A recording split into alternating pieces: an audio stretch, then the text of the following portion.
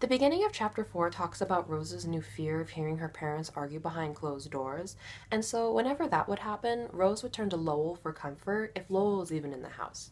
And Rose goes on to talk about Lowell's bedroom and how it has a very distinct stench of damp cedar and sweat. It talks about how Lowell would sneak out of the house before anybody else was awake and he would go across the street to their neighbors, the Byards, and they knew about his family situation and they took pity on him, so they would let Lowell eat breakfast with them.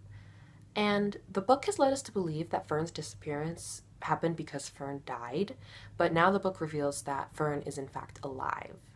And Mr. Cook, the father, in order to help his kids, he sends Lowell to a counselor. And even though it was Mr. Cook's idea to get the counselor, he ends up disagreeing with everything the counselor says to help Lowell. And then for Rose, Mr. Cook gives her a babysitter.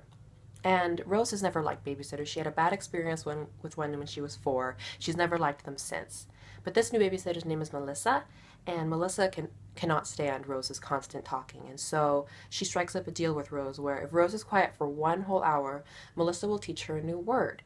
And the word is, the word, Rose and Melissa have to not know the word. Both of them cannot know the word before they learn it. So every day when Mr. Cook would come home, Rose would use the new word that she learned to describe how her day was to Mr. Cook, even if the word didn't make sense in the sentence. But Mr. Cook never cared, so he ended up never noticing.